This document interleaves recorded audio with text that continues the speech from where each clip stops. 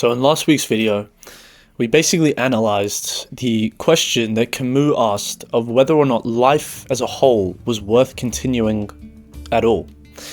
Seneca has a completely different question, not a factor of whether or not to live, but instead how to hold the fact that life itself eventually ends, that it exists on an ephemeral timescale. So for some context, in 65 AD, the Emperor Nero sent so many soldiers to Seneca's villa with one order: just to die. Seneca had been Nero's tutor, his advisor, and one of the most powerful men in Rome, and now he was being asked to take his own life. Seneca did it calmly. He opened his veins, he dictated notes to his scribes, and he waited. That was it. The dying took a lot longer than expected, yet he remained composed throughout the whole process. And by the time it was over, he had produced what some historians consider his finest writing throughout his entire life. A man who had basically only written about dying well and then had to die well in that same situation. So the context sits underneath everything that follows. In letter 61 from Letters to a Stoic, which is Lucius Seneca writing letters to Lucilius, one of his, I guess you could say, students, he talks about a single precise argument. It's quite a short letter, number 61, in at least the translation that I read. However, Seneca simply talks about the fact that he is not afraid of dying. Not because death as a concept is pleasant, not because he wants to die, not even because he's made peace with death through some philosophical trick or some book that he read from Zeno or something, but instead because of how he has been spending his time as a whole. Every single day is treated as though it may be the last. Nothing is ever deferred to tomorrow that belongs to today's timescale. No time is borrowed against a future that may never arrive. And the more aware you are of that fact, Seneca says, the more you can grasp the concept of death coming to you. So Seneca claims that the man who has lived that way, that specific way of never borrowing time for tomorrow, does not clutch for more time when death itself arrives. He has not been wasting his time. There is nothing left undone that gnaws at him and forces him to beg for more time so he can resolve anything. He is ready because of just that reason, not because he's prepared himself to die, but instead because he has been fully alive through the time he had to live. So the man who has not lived that way cannot die gladly, and he knows it. The clutching at more time is not the fear of death specifically, but instead pretty much the panic of a person who has been deferring the actual living and suddenly sees the window closing and begs for more of that fresh air. So the part that Seneca requests and demands that you understand honestly is that you must be aware of the fact that he was one of the wealthiest men in Rome. He owned multiple estates, houses that could have housed thousands of peasants if it needed to. He counseled an emperor who eventually would murder his own mother, and he wrote extensively about the virtues of a simple life, or simple living, while living nothing of the kind. A bit hypocritical, right?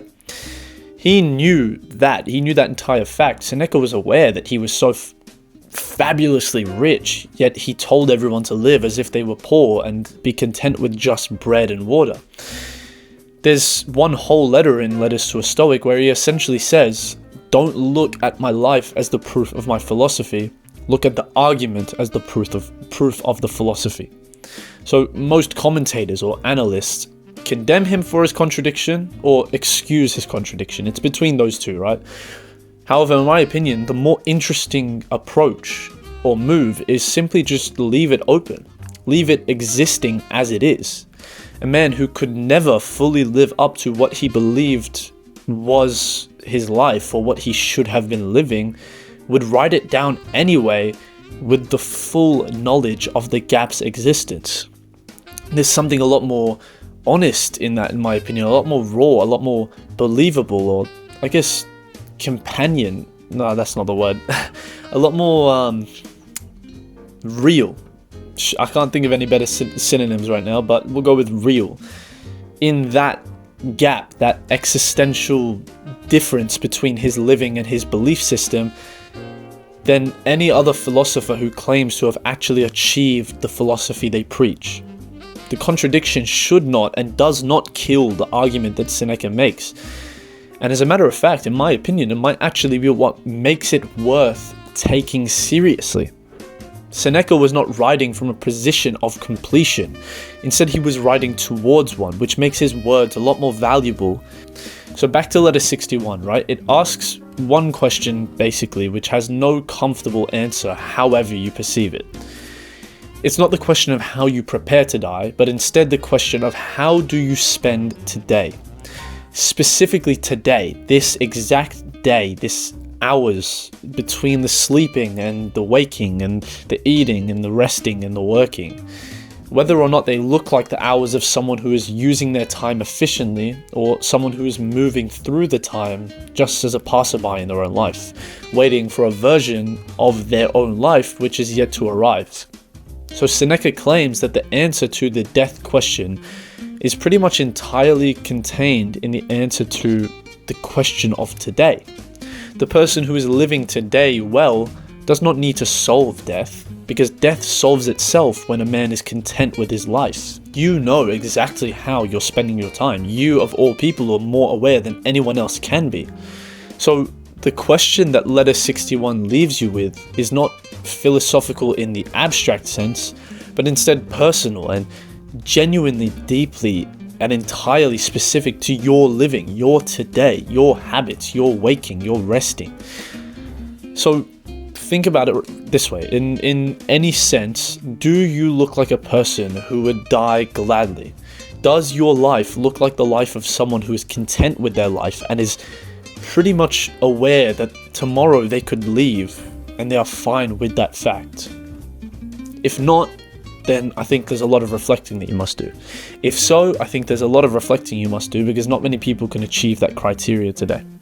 And if you want to sit with Seneca's passage itself, read some sort of reflection, some analysis from myself on it, even the actual Latin version of it or the translation of it, and just grab a general sense of some questions which walk through what Seneca is claiming and what everything he says rests upon, it's up on my website, Aporia. The domain is aporiaweekly.vercel.app. I know it's a bit outlandish, but it will be in the description. And this is week 2 of, I guess, my series, but it's basically I just go over a different philosophy, a different passage from a book or from someone wise, and I try to break it down in any sense that applies to your life. So if you want to reflect upon it, we have a public workspace where you can submit your own reflections. Or I have a weekly email newsletter which pretty much does the same thing as the website or as these videos do, but it only comes that once a week and you can read it at your own pace. So the close reading, the motifs even, of what is relative to that book or what is not relative to that book, or the movies or the shows or even just the other books that are similar to it, that's all available for free on Aporia. So if you'd like, check it out in my description. But this video ending here does not mean that Seneca's wisdom ends here. The question does not end. So if you'd like to go any further than this single, maybe 9-minute video allows you to, check it out.